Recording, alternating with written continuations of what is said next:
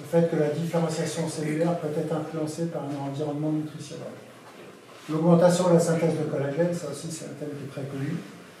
L'hydratation du tissu conjonctif, et ça aussi c'est un facteur extrêmement important, puisque tous les processus d'hydratation sont des processus qui sont des processus de sauvegarde et de qualité tissulaire et un peu d'anti-aging. Ça a été mis en évidence d'une façon très importante.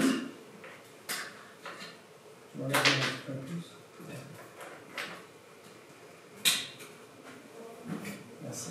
Ça a été mis en évidence, surtout en cosmétique, l'importance de la silice sur le processus d'hydratation subconjonctif.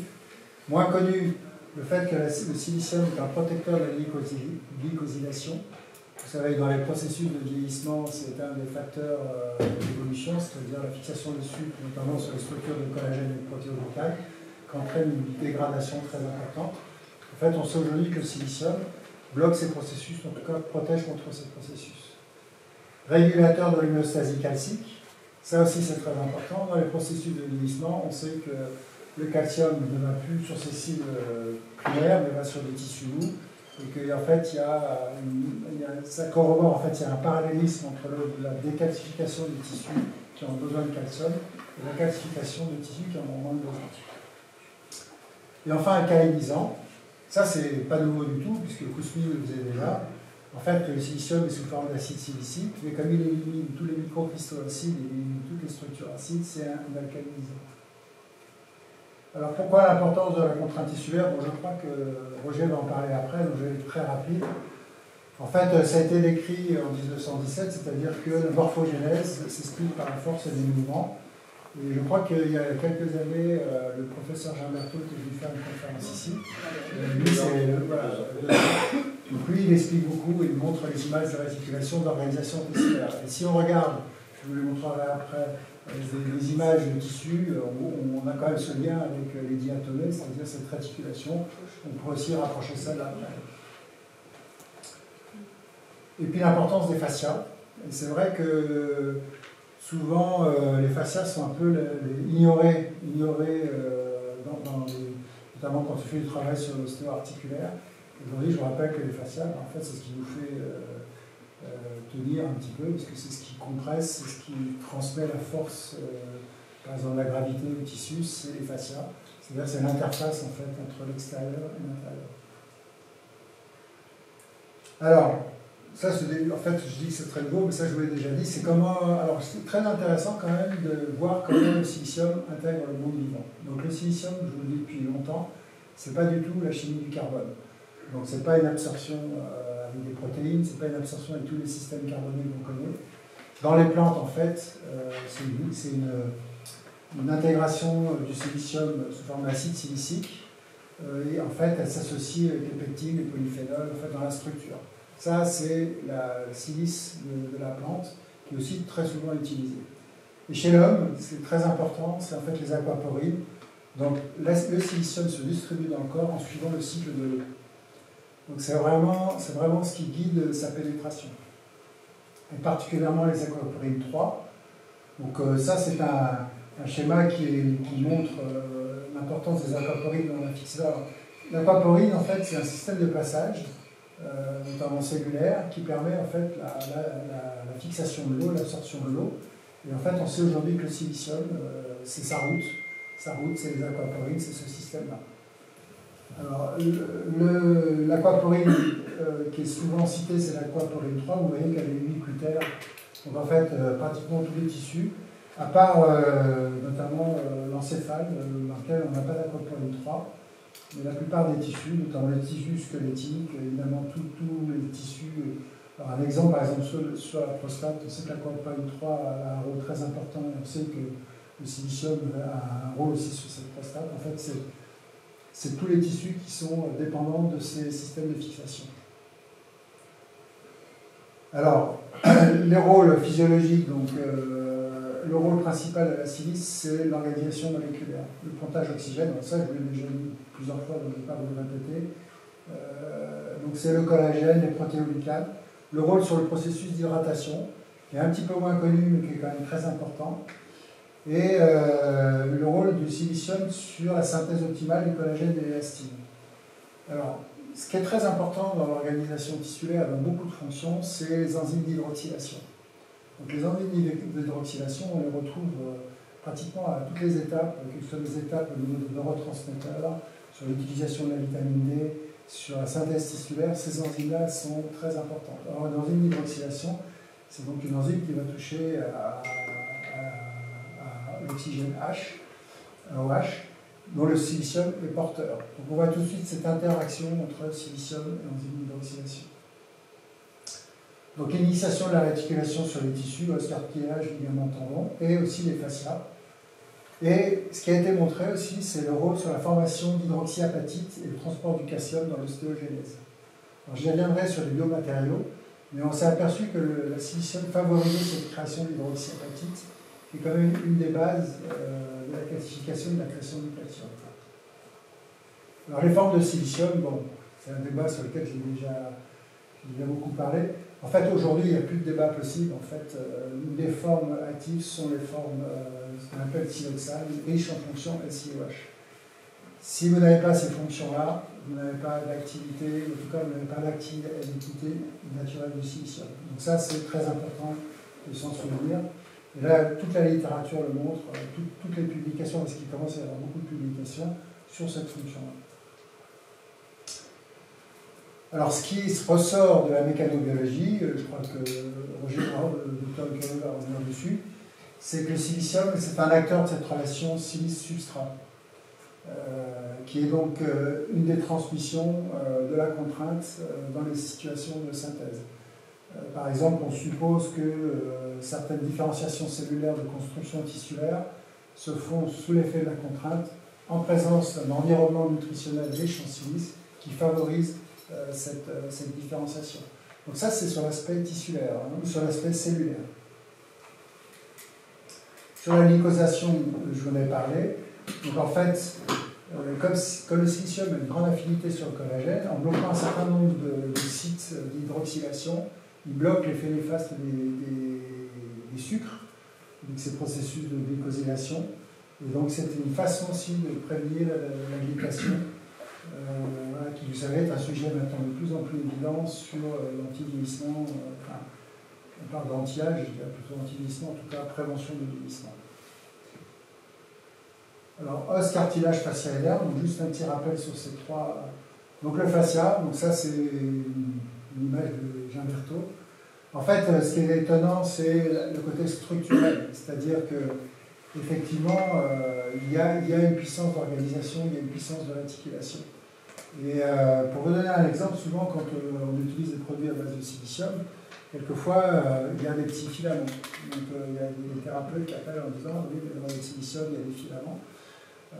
En fait, ils pensent souvent que c'est parce qu'il y a des développements bactériologiques. Alors ces filaments sont les prémices de polymérisation du silicium qu'on retrouve en fait au niveau tissulaire. C'est-à-dire c'est cette capacité au silicium à être un gérant et être un architecte de l'organisation. Donc juste un rappel sur les fascias, donc plus de 60% du poids des fascias est du muscle. L'eau représente plus de 60%, donc on retrouve ce rôle de l'eau et de la silice. Il y a du collagène donc extrêmement solide, il y a une élastine très solide et élastique. Alors je vous rappelle aussi que l'élastine c'est une substance qui ne se synthétise plus après la croissance. Autant le collagène, on se renouvelle en permanence, autant l'élastine, en fait, on a un stock qui s'altère, mais il y a peu de resynthèse. Et puis les protéoglycanes, qui sont des éponges et qui gardent l'eau dans les fascias, on les maintient souple. Donc en fait, trois substances protéoglycanes, élastine et collagène, dont on sait que la présence de silicium, on sait que pour lesquelles la présence de silicium est importante.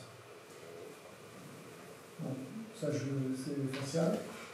Donc, juste un petit rappel sur l'importance du fascia, c'est en fait ce qui permet de transmettre l'information de la contrainte.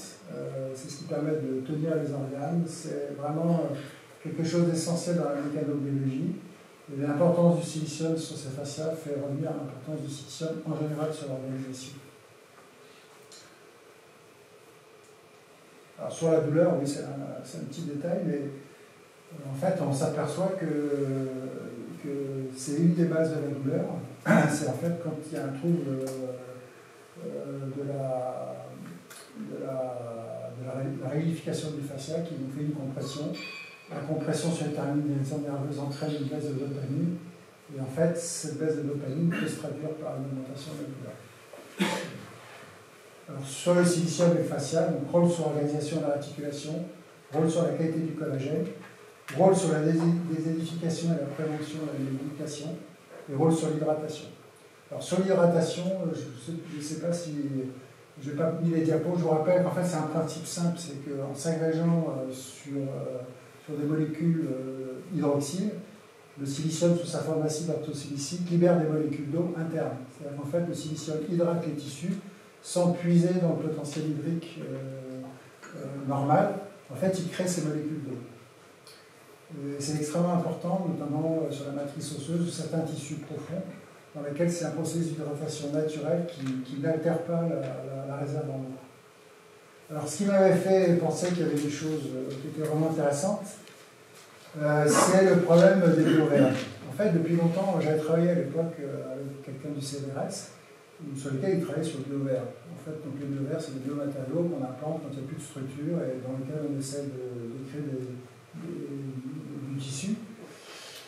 Et en fait, on s'est aperçu que si on mettait du silicium dans les biovers, ce qu'on ne faisait pas au début, on augmentait d'une façon considérable la qualité du biovert et la création de structures.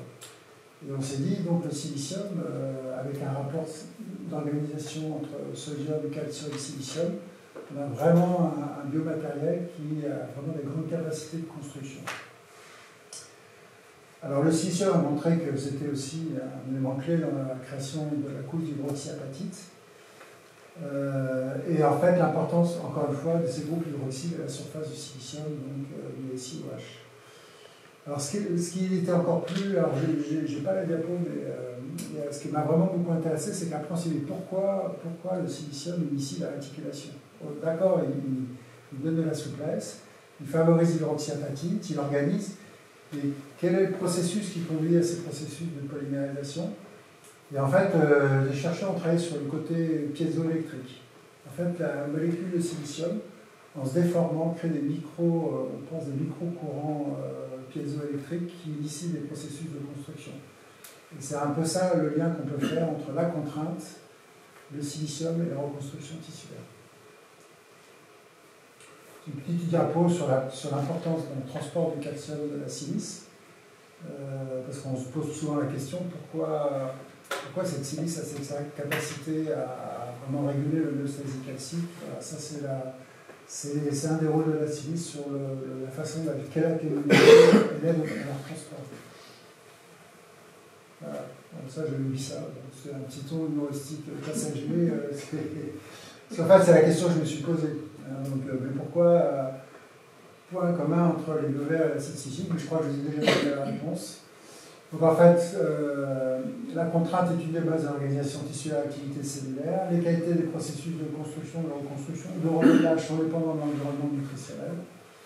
Et donc le silicium, alors nous on associe, vous savez, le silicium avec le zinc pour ces deux processus. Alors le silicium a un effet ubiquitaire et local. C'est ça qui est intéressant. C'est-à-dire qu'il est ubiquitaire parce que pratiquement tous les tissus sont dépendants de sa présence, mais c'est un effet local, ce n'est pas un effet systémique, c'est-à-dire c'est un effet sur la construction du tissu. Alors que le zinc a un effet ubiquitaire, puisqu'on le retrouve dans beaucoup de métabolismes, mais c'est un effet central, c'est-à-dire que c'est un effet vraiment sur le métabolisme central, sur le système enzymatique et hormonal. Alors pourquoi on a associé le zinc à la silice? Je ne sais pas ce que le 3 fait là, mais bon, il va avoir un sens. Donc le zinc favorise les processus de reconstruction et de remodelage. Alors là, les études, il y en a des milliers. J'ai encore fait un travail de synthèse hier pour regarder. Il y a des travaux sur l'ostéoporose. Alors, il y a eu des travaux sur l'arthrose qui ont laissé poser des questions en disant que le zinc favoriserait peut-être certains processus arthrosiques. En fait, la plupart des travaux démontrent l'inverse, mais en fait c'est une régulation du transport. Enfin, je vous le dis quand même parce que c'est des travaux qui avaient un petit peu Alors, on avait retrouvé ce même type de travaux dans le cancer de la prostate, mais en termes cliniques, c'est complètement l'inverse. C'est-à-dire qu'en termes cliniques, on retrouve complètement un effet inverse, c'est une amélioration. Et après, c'est aussi une question de dose.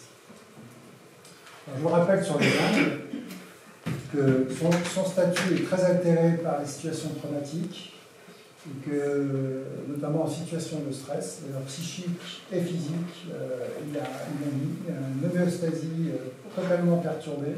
Et donc c'est un élément vraiment qui doit accompagner ces situations traumatiques.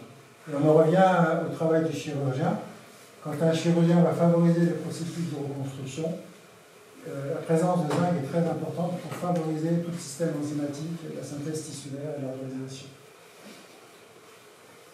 Donc dans notre biogénique, on a 6,5 mg de zinc, donc c'est un zinc qui est faiblement dosé mais c'est volontaire, et 11,5 mg de silicium. Voilà, ça c'est une petite synthèse que j'ai retrouvée. Donc c'est le zinc et l'os. Vous voyez qu'un statut insuffisant au zinc, c'est une augmentation de l'apoptose, diminution de la calcification, enfin, une altération de la structure, notamment l'activité cellulaire ostéoblastique. Et quand c'est suffisant, ça augmente tous les facteurs favorables. À l'inverse, sur les ostéoclastes. Et sur le cartilage, du coup j'ai dû regarder, donc à des doses excessives, on peut avoir une petite altération, mais en fait, ça serait plutôt favorable, mais je voulais montrer ces diapos petite synthèse.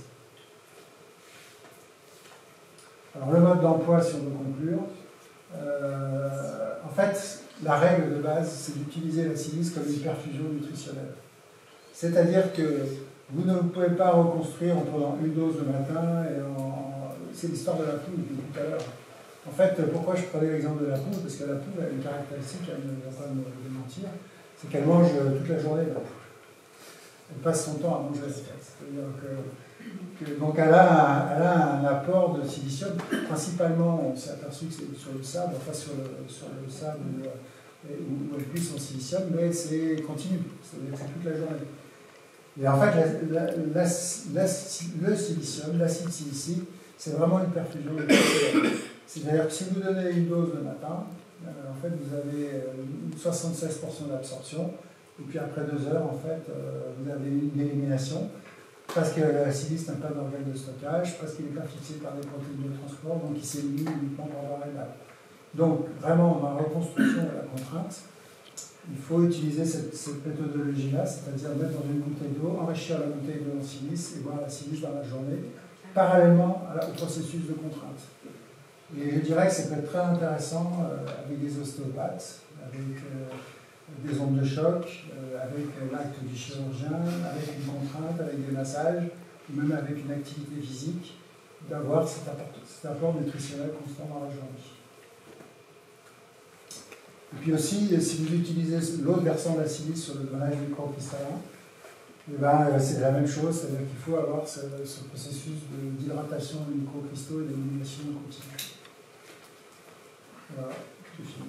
Si vous avez quelques questions, pas parler, mais alors j'ai essayé d'être un peu différent. Alors j'ai pas du tout parlé du Donald Frank sur la lumière. C'est vrai, sur silice et lumière. En fait, c'est un autre aspect, mais je trouve que moi qui travaille maintenant depuis 20 ans sur cet oligo-élément, on trouve chaque fois des ressources qui sont vraiment intéressantes. Et j'ai trouvé que c'était cette façon de rapprocher les bio-verts des poules, qui sont les poules de Cardan. Alors enfin, à l'époque, je vous rappelle que l'interprétation qui avait été faite, c'était une interprétation un peu alchimique, c'est-à-dire on disait, en fait, le silicium se transforme en calcium, mais en fait, on sait aujourd'hui qu'en fait, le silicium il favorise le calcium, et qu'en fait, c'était uniquement que ce n'était pas un apport en calcium insuffisant, c'était que le cofacteur à la silice de reconstruction et de construction tissulaire était assez. Voilà. Donc on revient toujours à ce système de perfusion nutritionnelle constante. Oui, mais donc en fait, tu fais la dose recommandée par jour et tu la donnes sur la journée, un peu comme on fait pour le mélo. C'est-à-dire que Parce que si tu compares à la poule, ok, elle mange toute la journée, mais elle ne mange pas du silicium tout le temps, et parfois elle va trouver certaines choses, parfois elle va trouver d'autres choses. Donc elle ne mange pas, elle mange toute la journée, d'accord, mais elle ne va pas prendre du silicium toute la journée. Oui, mais enfin, elle apprend plus que... La terre, non. Elle mange le végétal, hein. La poule picore. La terre, il y a du silice dans la terre. Toutes les poules ne sont pas sur un monte. Non, effectivement, mais c'est, si tu veux, c'est un animal quand même qui a un régime, c'est un mode alimentaire quand même qui est assez... Enfin, parce que je trouve qu'il est très important. Alors, ce qui va faire le lien avec la conférence de Dr. Le Curé, c'est que quand un chirurgien qui est vraiment spécialisé sur la reconstruction du tissu s'intéresse à ce type de produit et voit visiblement des résultats, c'est-à-dire qu'il voit une amélioration de la reconstruction, en fait on boucle la chose. C'est-à-dire qu'à la fois on a un fondamental qui est très sérieux, donc je n'ai pas vu les références, mais il y a vraiment beaucoup de données, et à la fois on a l'expérience clinique, donc en fait on resserre un petit peu les choses. Voilà, projet. C'est peut-être une dernière question. Alors, la différence entre la silice en flacon, comme tu la présentes, et la prêle que tu présentes aussi d'ailleurs dans la canne. Alors en fait, c'est toujours le dilemme. Si vraiment on s'en réfère à la malaprêle que je présente en liquide, en fait, on sait que l'acide silicique, donc la forme, je vous rappelle par exemple, si vous prenez l'eau du Moroku, qui est une eau qui a quand même une grande réputation, elle a 11 mg d'acide silicique, donc elle a quand même une forte dose. Et en fait, ce qui est intéressant aussi, c'est de faire l'apport nutritionnel en silice avec une eau qui est déjà riche en silice pour avoir un apport de 25 à 30 mg. La prêle, je pense qu'il y a un cofacteur que les phytothérapeutes seraient capables d'expliquer, c'est-à-dire qu'il y a quand même, notamment dans la prêle, il y a quand même une organisation tissulaire, de réticulation, qui fait que c'est une plante qui, en tout cas dans son génotype, dans son expression phénotypique, sait utiliser la silice. Donc je pense qu'elle apporte autre chose, et c'est l'ordre de la phytothérapie. Et moi j'avais vu que dans les plantes, dans la prêle, il y a la silice et sous deux formes, une forme liquide dans la circulation de la plante, c'est de l'acide orthosilicique, et une forme cristallisée dans les tissus. Oui, donc en fait dans la prêle, la différence de l'intégration dans les tissus humains, enfin on va dire un peu les tissus humains, oui, c'est qu'en fait dans la prêle il y a une forme d'intégration un petit peu sommaire, c'est-à-dire en fait c'est une agrégation. Ce qui est très intéressant sur l'évolution darwinienne, si on le croit. Fais gaffe à ce que tu dis. J'ai précisé qu'on y croit, on n'y croit pas. Mais en fait, il y a beaucoup de théories en disant que en fait, la silice était l'élément important qui avait permis notamment aux herbivores de limer leurs dents. Et en fait, elle rentrait vraiment dans le cycle. Ça permettait vraiment à la silice des végétaux de rentrer dans le cycle de la vie et en fait de créer les cycles de vie. Et puis pour rappel, je crois que vous avez aussi une conférence là-dessus un jour, la silice c'est l'architecte des courants marins. Puisqu'en fait, au fond de la mer, il y a des processus de création de diatomées qui sont très riches en silice, qui créent un mouvement de chaleur, c'est-à-dire qui créent une chaleur. Donc, avec des courants qui remontent donc à la surface. Et ces courants, en fait, un des rôles de la silice, c'est la régulation des courants marins. Et notamment, on s'est aperçu que quand un fleuve charriait moins de silice, ça modifiait complètement l'équilibre du courant. C'est pour dire à quel point elle appartient à notre univers, parce que c'est le deuxième élément minéral du cosmos en général. Si je peux te permettre de rajouter un petit mot sur le... Juste un petit mot. Sur la lumière. L'histoire de la prêle. La prêle, si on compare la prêle et l'ortie, j'en ai souvent parlé. La prêle, elle est air primaire, c'est-à-dire c'est la création des éléments dans la création.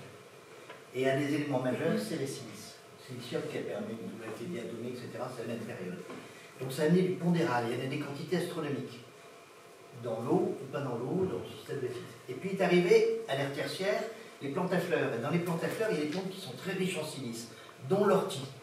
Alors, si vous prescrivez de l'ortie qui est très riche en silice, environ un quart de moins que de la prêle, ou si vous prescrivez de la prêle, c'est pas du tout pareil au niveau efficacité thérapeutique. Si vous manquez de silice, il faut mettre la création, c'est-à-dire l'air primaire, donc de la prêle. Mais si vous voulez la rendre active, il ne faut pas mettre la prêle, il faut mettre de l'ortie. Et là, vous allez la rendre active. Et tout le mécanisme de fonctionnement du mécanisme biochimique, etc., que tu as bien décrit, qui est tout à fait classique de l'ortie, mais pas de la prêle. La prêle, on ramène les tombereaux, l'ortie, on la fait fonctionner. Voilà, pour faire synthétique. Et ça, c'est pour ça qu'elles apparaissent à des moments différents de la création. Le bambou. Le bambou, c'est une graminée, c'est primaire. D'accord. Il a un crélax, Ouais, c'est ça. que tu as déjà dans la prêle. Oui, oui, bah, il faudrait le bambou, Voilà. son expression là de la Mais c'est une graminée, donc c'est de l'air primaire aussi. C'est fin air primaire. Tandis que la prêle, elle est dans l'air primaire. Les graminées arrivent à la fin de l'air primaire. Un peu après. J'utilise énormément de silice dans ma pratique et j'ai des résultats extraordinaires. Des vieux animaux qui savent plus s'empresser, qui ont des genoux épais, très épais, qui ont des douleurs. J'ai énormément de silice. J'ai des résultats formidables. S'ils ont mal, je mets du curcuma et de l'extranase. Et des fois, je rajoute Abies pectinata, le pilus. Ils rajeunissent. Ils courent, on veut dire. Alors, sur l'animal, Ouais. sur la silice, il y a deux aspects. Il y a l'aspect structure et l'aspect manage des microcristaux. La silice est vraiment un draineur de microcristaux, c'est vraiment un traitement de l'acidose. C'est un traitement mécanique. Nous, par exemple, on a un traitement qu'on préconise dans tous les processus de calcification. C'est le traitement d'attaque avec la silice, le génique silicium, et ensuite, c'est la prise de vitamine K2. Pourquoi la K2 ? Parce que la K2, en fait, elle va réguler, elle va éviter les rechutes de calcification. Je vous rappelle que la différence entre la D3 et la K2, c'est que la D3 est une vitamine qui favorise la création de calcium. La K2 est une vitamine qui régule l'homéostasie calcique, c'est-à-dire qu'elle enlève le calcium des tissus doux, elle favorise la pression sur les tissus osseux. C'est un formidable traitement, par exemple, de troubles osseux liés à des ablations de thyroïde ou de parathyroïde. Et c'est vraiment deux fonctions différentes. Voilà. Et je vous rappelle aussi, attends, j'y suis, que moi je suis contre la cohabitation systématique de D3 et de K2, parce que les critères de prescription de la D3 ne sont pas les critères de prescription de la K2, et surtout ce qui fait la dose qu'on va préconiser.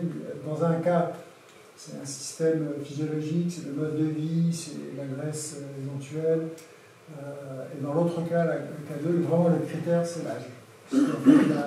L'altération de l'homéostasie calcique, c'est vraiment un processus parallèle au vieillissement. Donc on va augmenter les doses avec l'âge, alors que la D3, on va augmenter les doses par rapport au mode de vie et par rapport à la pigmentation de la peau. Voilà. C'est pour ça qu'il faut garder cette liberté de pouvoir adapter à chaque terrain la dose de D3 qu'on veut et la dose de K2. Et il n'y a pas de surdosage avec la K2 ? Non. Aux doses qu'on préconise, il n'y a aucun effet. Comme la D3, voilà, on est déchaîné contre les compléments alimentaires à base de D3. En fait, l'intoxication, juste à l'exotique, c'est des nourrissons à qui on a donné 10 000 unités de D3 tous les jours, ce qui dit sur des nourrissons de 3 kg, un petit peu beaucoup. Et en fait, c'est un laboratoire allemand qui préconise ces traitements-là. En France, il n'y a aucun laboratoire qui préconise ces doses-là. Et donc les autorités en ont profité, comme d'un engouement par rapport au Covid, on en a profité pour attaquer frontalement les compléments alimentaires. Pardon, ça, vous ne va pas me surprendre quand vous dites ça.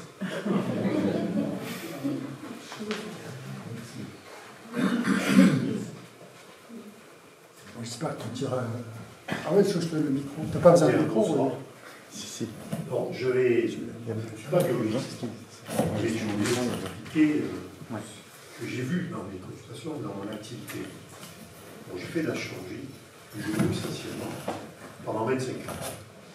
Un jour, je me suis dit, au lieu de les opérer, je vais les soigner. Parce que je voyais des gens qui étaient opérés 10-15 ans plus tôt.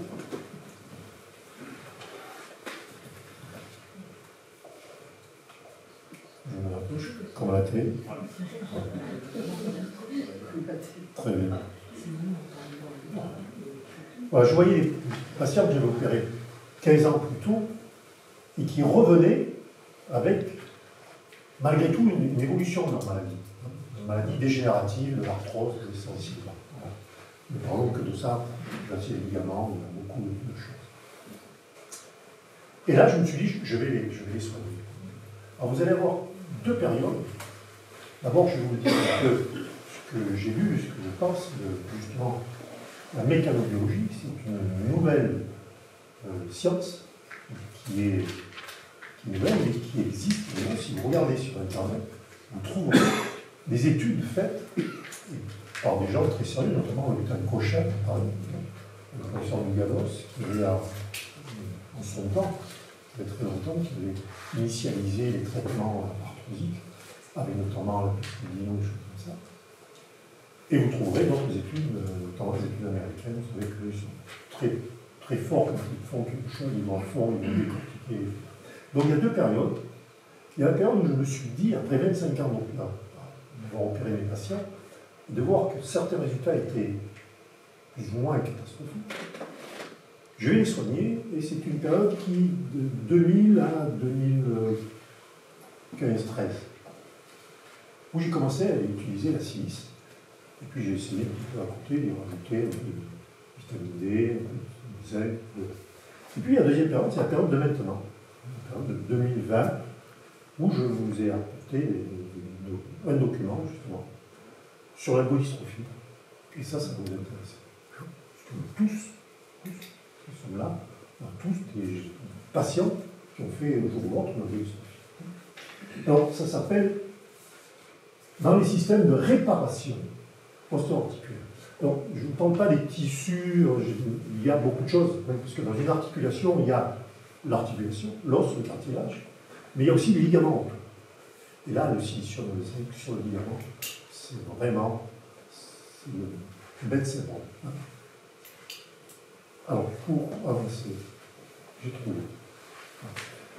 Alors, certains d'entre vous ont dû certainement lire le bouquin de Bruce Lipton.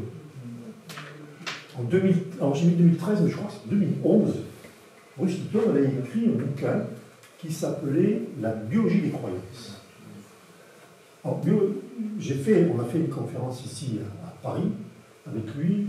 Il y a, je ne sais plus qui c'est qui développe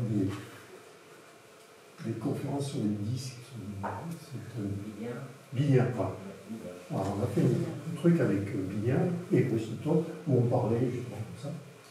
Et il affirmait que les cellules étaient sensibles à l'environnement. C'est pas parce que simplement on enlève une verrue que ça va changer les choses ou ça va aller loin.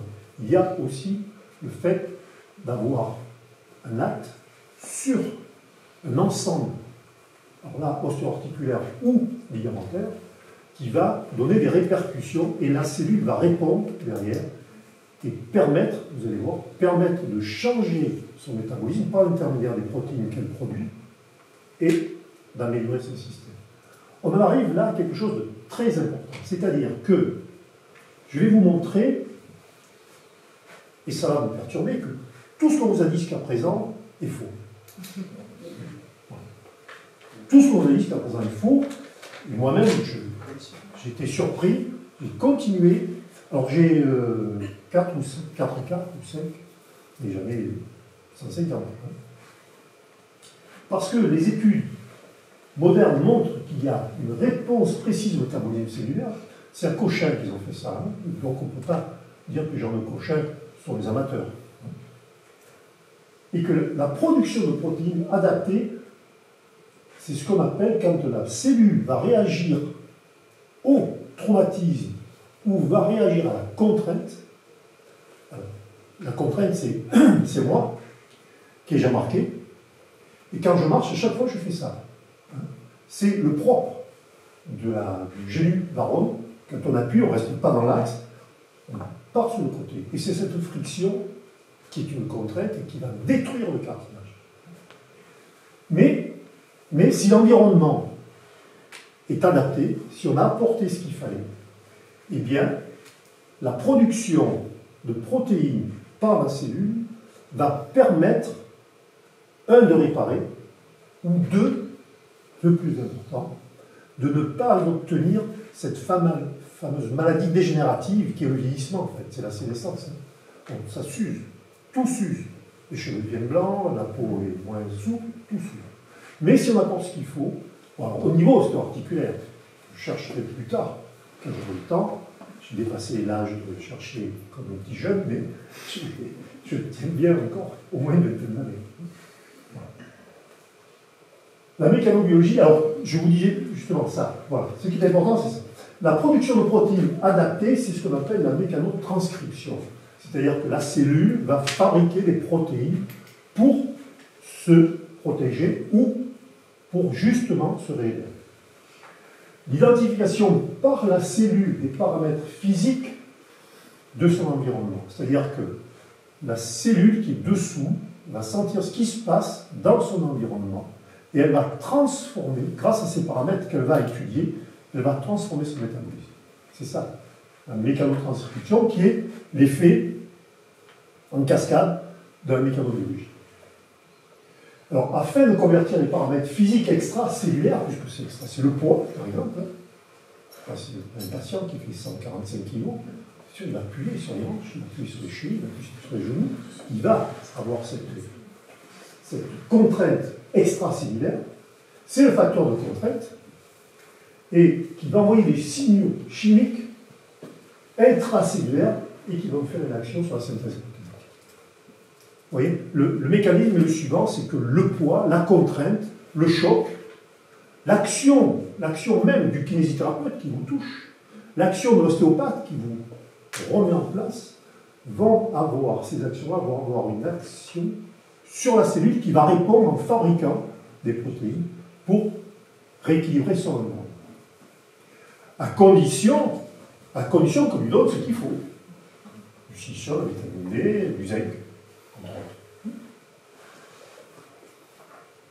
La mécanobiologie, alors on a tous vu des résultats inattendus. Tous.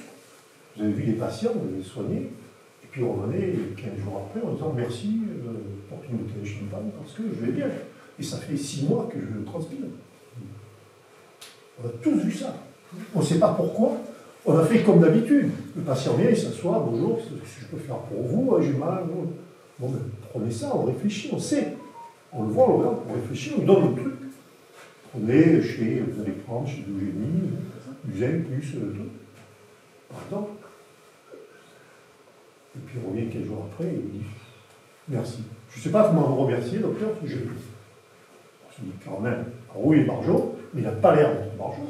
À Marseille, on dit barjot, ici on dit, je ne sais pas comment dire, on dit fadak, non, c'est à Marseille. En anglais, on dit fadak. Mais en tout cas, voilà. Et ça nous a fait penser qu'il y avait un système, des mécanismes de régénération qu'on n'a pas compris. Mais maintenant, on vient de comprendre. En clair, la sensibilité des cellules à leur environnement, c'est-à-dire que la cellule, c'est comme vous, on est une cellule ici. Hein, plusieurs cellules dans un groupe. Eh bien, il y en a un qui va transpirer, et l'autre moins. Mais si on chauffe, on passe à 35 degrés ici. Tout le monde va transpirer. C'est la réaction de chacun d'entre nous, de la cellule, donc de toutes les cellules, la réaction à l'environnement. C'est ça. Donc, la sensibilité des cellules à leur environnement leur permet de développer un mécanisme qui va s'adapter. Donc, on va s'adapter, certains d'entre nous, on va se déshabiller, on va se mettre juste en slip, on va avoir moins chaud. D'autres, on va brancher ou on va juste enlever la cheville. Et cette adaptation, c'est quoi? C'est l'adhésion. Donc les cellules vont rester collées l'une à l'autre. Ils ne vont pas brancher. C'est l'étalement.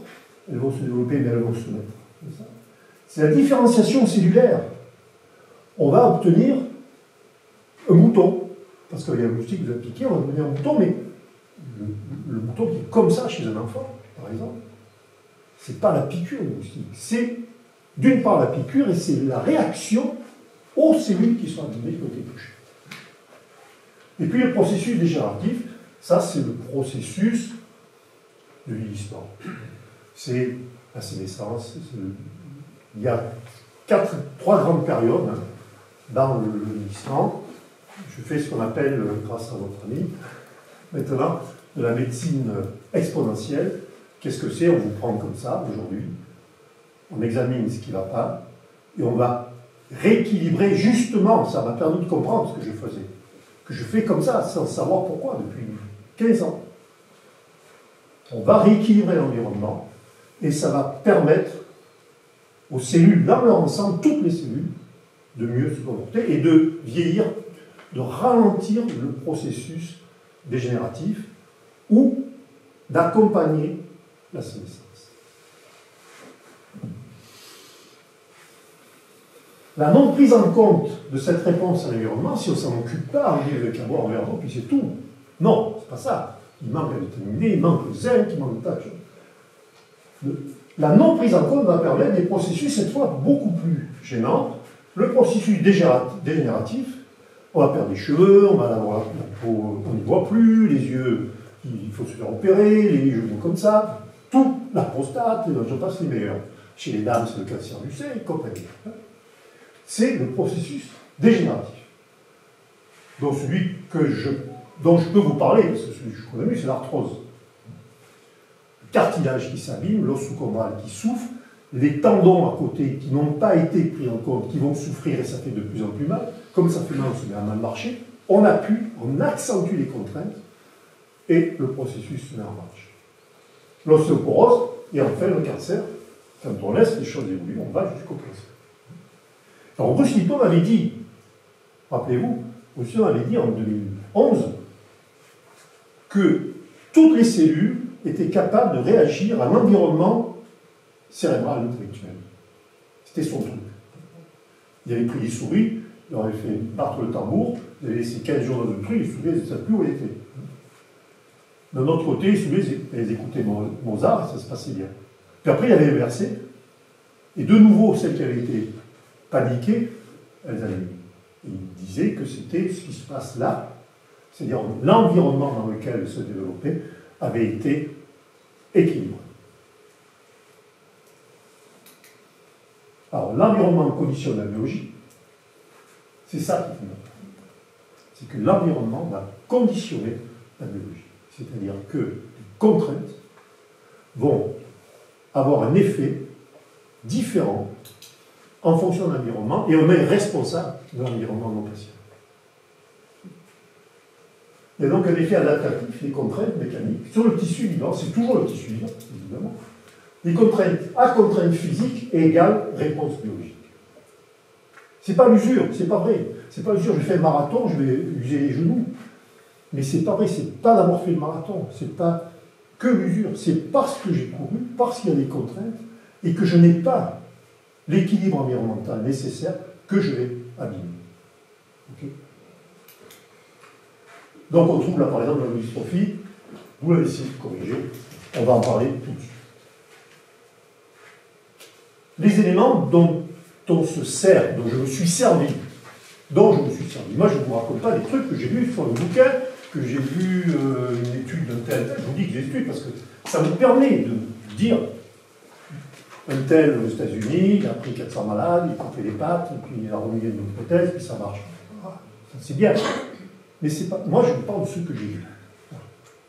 J'ai utilisé le zinc parce que c'est un organisateur de synthèse, parce que M. Blé, moi j'appelle Blaise. C'est Blaise. Blaise de la ligne. Et puis, aussi, notre ami Olivier Blaise. Et le silicium, parce que le rôle essentiel du silicium, c'est d'agir sur la matrice osseuse dans sa phase mécanique. Vous allez voir ce que ça veut dire. Voilà un homme de 66 ans, qui a une arthrose interne, comme moi. Il a Jean-Marc, comme ça. Il est chirurgien dentiste. Donc on peut dire que le chirurgien dentiste, il réfléchit un tout petit peu, quoi. Il arrache les dents, mais il réfléchit minimum. Il n'est pas comme nous, il cherche, tout sous-biopathe. Donc ça c'est Heidegger, c'est pareil. Là, lui, il ne cherche pas à comprendre. Mais quand il s'agit de lui, là il ne rigole plus. Là il ne dit pas non, là il rigole. Alors je l'ai vu, ce garçon, 66 ans, il joue au golf. On a stabilisé les gradations d'arthrose entre 2006 et 2010. Ça c'est... Voilà ce monsieur a gagné en jambes. Regardez bien. 16-3-2006. D'accord? 2006. Je vous dis, c'est la période primaire. Ça, c'est comme les grands-pères. Hein. Alors, il vient me voir parce qu'il a mal au genou. Bien sûr, là, il n'a plus de cartilage. Là, ça va, mais là, il n'a plus. Des deux côtés, hein, en chose. Et puis, de face, bien droit. En chose, bien sûr, on voit plus des déviations. Mais de face, c'est pareil. Il manque de morceau. Parce qu'il a un peu les jambes marquées, et il joue. Il a 76 ans, on a bien le droit de prendre la retraite. Nous, on ne s'arrête jamais, mais lui, il s'est arrêté, il dit, bon, il dit, vous savez, j'ai mal. Écoutez, on va faire un essai. Il vient pour se faire opérer. Vous montrez cette radio à 10 chirurgiens, il y en a 9 qui vous disent, est-ce qu'il est libre lundi prochain, j'opère? Il n'y en a qu'un qui va vous dire, comme dentiste, bon, s'il dort la nuit, qu'il n'a pas trop mal, on va voir plus tard. Mais les 9 autres, ils disent là, il n'y a plus de cartilage, il a mal, on opère. C'était une erreur. Parce que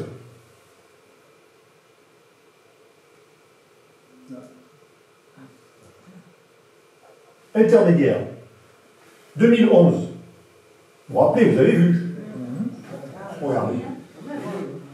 Toujours pas été C'est la même chose. Il n'a toujours pas été opéré. 2011. 5 ans plus tard. Toujours pas été opéré. Quand on monte ces radios, on avait fait une conférence sur une 30 plateaux. On montre les deux radios à la fois et on disait, bon, ne regardez pas ça. Quelle est la première de la seconde? C'est impossible. On voit, c'est la même chose. Donc là, il a plus de 76 ans, il a 80 ans cette fois. Il continue à jouer au golf. Et puis je reviens sur celle d'abord. Voilà, c'est celle-là. Ça, c'est la dernière. 2013, il n'est toujours pas opéré. Ça veut dire que son système de structure osseuse, ici, son système ligamentaire, là, ça veut dire que son système musculaire autour, eh bien, c'est stabilisé et il ne souffre pratiquement pas. Bien sûr, il ne prend pas de médicaments. Alors moi, je ne suis pas homéopathe. Je ne suis pas votre intellect, je ne suis pas assez balèze pour ça. Mais je ne donne jamais à mes patients, jamais de médicaments. La Pranax, je dois prescrire de la Pranax les grandes années 2 fois dans l'année. C'est tout. Le bifanan, je leur dis que vous le doliprane, je leur dis c'est pas bon pour le foie, c'est qu'on appelle. Vous avez qu'à vous reposer, puis ça va aller. Je vous donne ce que tu m'as dit, le silicium plus le rutox. Voilà ce qu'on peut faire. Voilà ce qu'on peut faire quand on a stabilisé un environnement. Alors, je vais quand même vous dire la vérité, je vais un peu plus loin. Ce n'est pas uniquement ça. Il y a la nutrition aussi. Il faut un petit coller quand même. Hein. Voilà. Maintenant, une jeune femme, ça c'est plus intéressant. Parce que le dentiste, il a tellement arraché le dent, il a tellement fait du mal aux gens qu'il ne peut plus faire du mal. Mais, bon, cette jeune femme-là, 46 ans, elle tombe tout bêtement chez elle, elle se casse la jambe. Casser une jambe, pas rien. Voilà ce qui se passe. Et elle avait été opérée. Elle a été opérée. Elle a mis des trucs, on a mis des vis partout, et le chirurgien lui dit, écoutez, c'est tout droit, hein, vous ne vous plaignez pas, ça va. Et ça va s'arranger. Simplement, le seul problème, c'est qu'on regardez la date du calendaire, c'est 2007, en août 2007. Elle a été opérée en décembre. Ça fait 9 mois. Ça s'appelle un retard de consolidation. Un retard. Alors, au bout d'1 an, on parle de pseudarthrose, où on enlève tout, on fait une greffe et on recommence.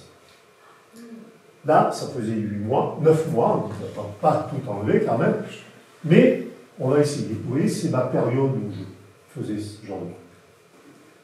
Donc je dis, vous allez prendre ce traitement-là, du silicium, tous les jours, matin et soir, plus la vitamine D à la kératine. C'est pour voir l'autre côté. Vous voyez ce bec-là? Regardez ça quand même. Hein.